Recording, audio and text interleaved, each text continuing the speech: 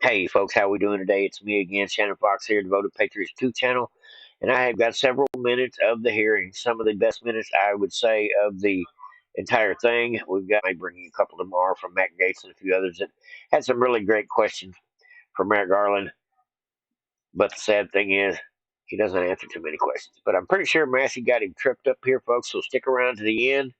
Gentleman from Kentucky. Attorney General Garland, Elon Musk was a Democrat who admittedly supported Biden, but then he became a critic of the administration and exposed the censorship regime. Now, per public reports, the DOJ has opened not one but two investigations of Elon Musk. Mark Zuckerberg, on the other hand, spent $400 million in 2020 tilting the elections secretly for Democrats. No investigations whatsoever. That's a great point. I'm glad to see people talking about this. Just makes me proud that this man is willing to say, hey, look, we recognize stuff happened. Why are the Republicans not talking about this $400 million that Mark Zuckerberg injected into the election to get rules changed and lawyers paid, ballots harvested, drop boxes installed? Uh, it was a whole process.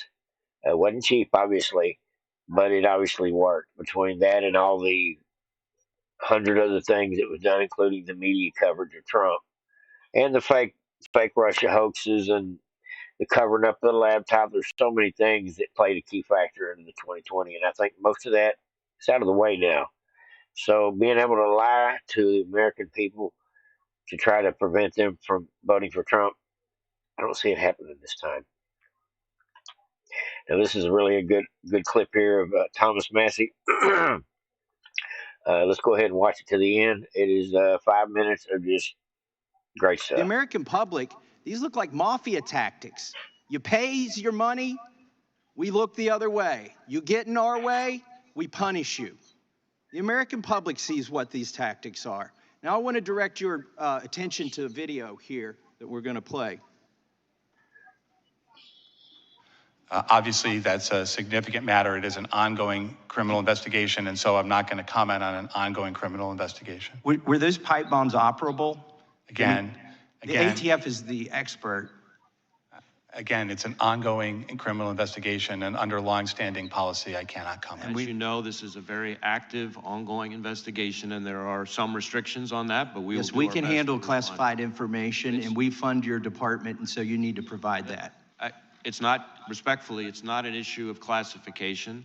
It's an issue of commenting on ongoing criminal investigations, which is something that by long-standing department policy we are restricted in doing. And in fact, the last administration actually strengthened those policies partly That's not our policy, though, and we fund you. So let's move on. Do you know how? So I'm not going to violate this norm of the rule of law. I'm not going to comment on an investigation that's ongoing. Peter Navarro was indicted for contempt of Congress. Aren't you, in fact, in contempt of Congress when you give us this answer? This is an answer that's appropriate at a press conference. It's not an answer that's appropriate when we are asking questions. We are the committee that is responsible for your creation, for your existence of your department. You cannot continue to give us these answers. Aren't you, in fact, in contempt of Congress when you refuse to answer? Congressman, I have the greatest respect for Congress. I also have the greatest respect for the Constitution and laws of the United States. The protection of pending investigations and ongoing investigations, as I briefly discussed in another dialogue a few moments ago, goes back to the separation of powers, which gives to the executive branch the sole authority to conduct prosecutions. It's a requirement of due process and respect for those who are under investigation, the protection of their civil rights. Well, with all due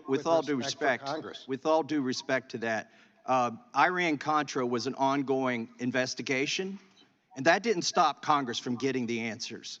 And you're getting in the way of our constitutional duty. You're citing the Constitution. I'm going to cite it. It's our constitutional duty to do oversight.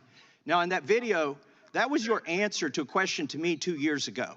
when I said how many agents or assets of the government were present on January 5th and January 6th and agitating in the crowd to go into the Capitol and how many went into the Capitol. Can you answer that now?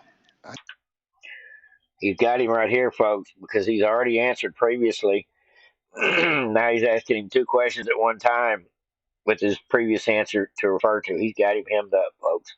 He's lying. I don't know the answer to that question. Oh, last time, you don't know how many there were or there were none? I don't know the answer to either of those questions. If there were any, I don't know how many. You've I don't know whether there are any. I think you may have just perjured yourself that you don't know that there were Sure any. enough. You want to say that again, that you don't know that there were I have any? no personal knowledge of this matter. I think what I said the last time. You've had 2 years to find out. And the day, by the way, that was in reference to Ray Epps, and yesterday you indicted him. Isn't that a wonderful coincidence? On a misdemeanor. Meanwhile, Yep. you're sending grandmas to prison. You're putting people away for 20 years for merely filming. Some people weren't even there yet. You've got the guy on video who's saying go into the Capitol. He's directing people to the Capitol before the speech ends. He's at the site of the first breach. You've got all the goods on him, 10 videos, and it's an indictment for a misdemeanor? The American public isn't buying it. I yield the balance of my time to Chairman Jordan. May I answer the question? I'm going to ask you one now. We'll let the gentleman. Yeah. Go ahead, but In discovery, in the cases that were filed with respect to January 6, the Justice Department prosecutors provided whatever information they had about the question that you're asking. With respect to Mr. Epps, the FBI has said that he was not an employee or informant of the FBI. Mr. Epps has been charged, and there's a proceeding, I believe, going on today on that subject. the charge is a joke. I yield to the Chairman.